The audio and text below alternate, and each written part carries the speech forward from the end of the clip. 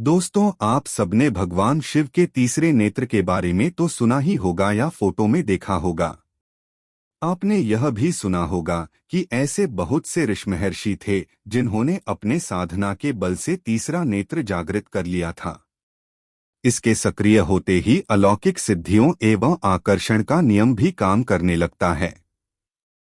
आकर्षण का नियम जो आपकी किसी भी इच्छा को सच करने का आसान तरीका है। तीसरी आंख को ध्यान के अलावा अन्य तरीकों से भी सक्रिय किया जा सकता है। इस विधि को जानने से पहले यह जान लेना अति आवश्यक है कि तीसरी आंख आखिर चीज क्या है, इसके सक्रिय होने के क्या लाभ है और क्या हम भी इसे सक्रिय करके अद्भुत शक्तियां प्राप्त कर सकते हैं या नहीं। उसकी पूरी प्रक्रिया जानने के लिए थर्ड आई, जिसे हिंदी में तीसरी आंख या आज्ञाचक्र भी कहते हैं, इसे कई नामों से जाना जाता है। यह माथे के बिल्कुल बीच तथा बहेकुटी के मध्य में स्थित होती है। कुछ लोग इसे छठी इंद्री अर्थात सिक्स्थ सेंस के नाम से भी जानते हैं। विज्ञान और चिकित्सा शास्त्र की दुनिया में इसे पीनियल ग्लैंड के नाम से जाना जाता है। अध्यात्म जगत के अनुसार आत्मा का निवास स्थान यही है तथा इसे सबकॉन्शियस माइंड अर्थात अवचेतन मन भी कहा जाता है। हमें ईश्वर ने 5 इंद्रियां दी हैं, जिसका सरलता से प्रयोग कर हम सभी जीवन यापन करते हैं, किंतु इस छठी इंद्रिय जो खुद भी गुप्त है तथा उसकी शक्तियां भी का प्रयोग करने के लिए हमें अपने आप को प्रकृति के साथ सामंजस्य बिठाने की मेहनत करनी पड़ती है, अर्थात इसे एक्टिवेट करना पड़ता है। तीसरी आंख खोलने की क्या आवश्यकता है? यदि आपके मन में ये सवाल उठता है कि जीवन तो आसानी से चल रहा है, फिर यह सब करने की क्या आवश्यकता है, तो इसे समझने की कोशिश करें। वैज्ञानिक भाषा में कहा जाए तो मनुष्य अपने मस्तिष्क का सिर्फ 10 से 15% हिस्सा ही प्रयोग करता है। तो आपको नहीं लगता कि हमें कोशिश कर अपनी सारी शक्तियां का उपयोग करना चाहिए? थर्ड आई अर्थात आज्ञा चक्र वह छठी इंद्रिय है जिसकी मदद से आप जिन चीजों को खुली आंखों से देख नहीं सकते, हाथों से छू नहीं सकते और कान से सुन नहीं सकते, उसे भी महसूस कर सकते हैं। दूसरे शब्दों में कहें तो आप उन सभी अदृश्य चीजों का अनुभव कर सकते हैं जो आपके आसपास हैं, किंतु आप उससे अनजान हैं। तो यदि कोई इतनी शक्तिशाली चीज आपके भीतर सुखदावस्था में पड़ी हुई है तो उसे जगाने की कोशिश अवश्य करनी चाहिए। कुछ लोगों का कहना है कि इसे खोलना अत्यंत कठिन काम है।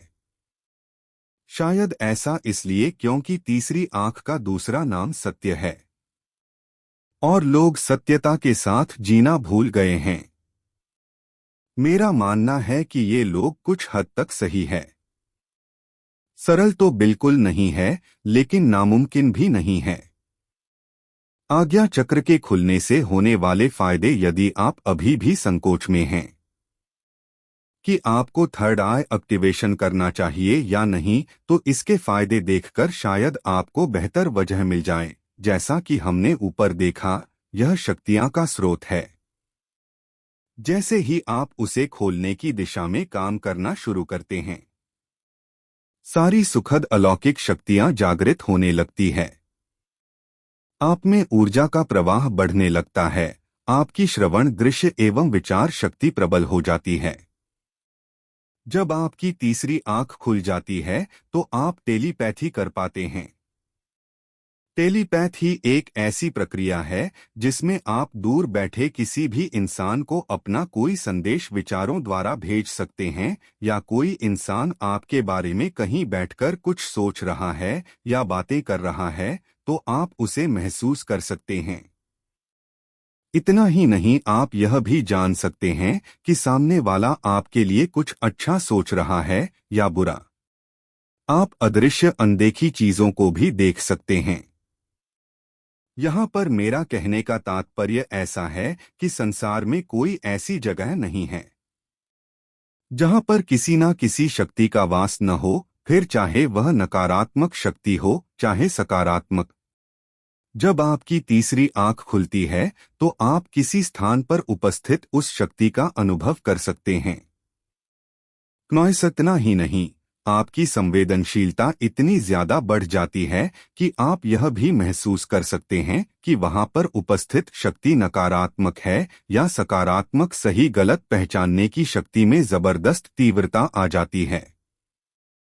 आपको ज्यादा कुछ आकलन करने की जरूरत नहीं पड़ती। बस एक नजर में आप सच जान लेते हैं, अर्थात आपकी इंक्लूजन शक्ति बढ़ जाती है। आप दूसरों का ऑरा आसानी से देख सकते हैं। ऑरा देखकर आप उसके विचारों को भी पहचान लेते हैं।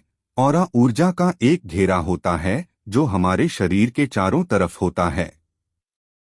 हम जैसा सोचते हैं वैसा ही हमारा ऑरा बनता है और वह हमें बाहर की ऊर्जा से सुरक्षित करता है।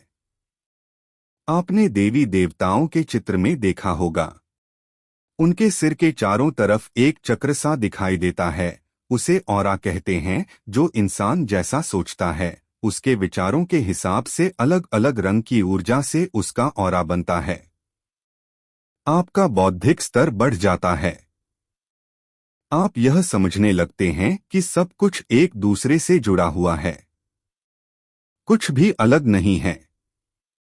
आप में साक्षी भाव आ जाता है।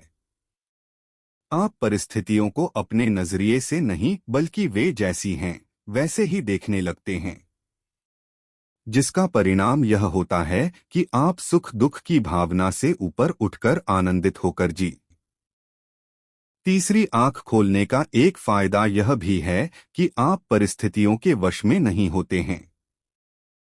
अक्सर परिस्थितियों के हिसाब से लोगों का मानसिक संतुलन बनता और बिगड़ता रहता है।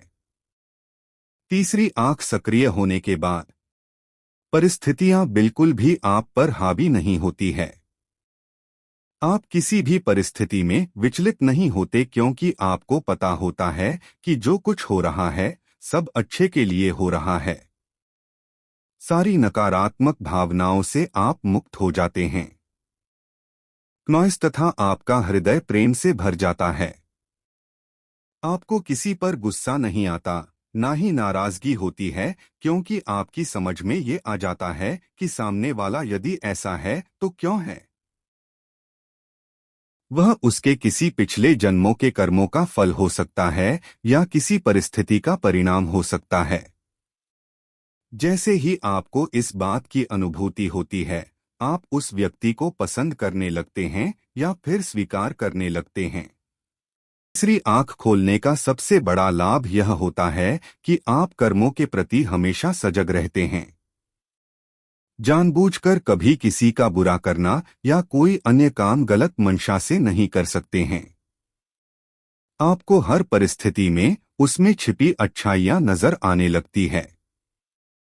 आपको किसी इंसान से किसी परिस्थिति से कोई उम्मीद या शिकायत नहीं रह जाती है, जिसका परिणाम यह होता है कि आपके बिगड़े हुए रिश्ते भी सुधारने लगते हैं और अन्य रिश्तों में और भी मधुरता आ जाती है। आपकी एकाग्रता यानी फोकस बढ़ जाता है।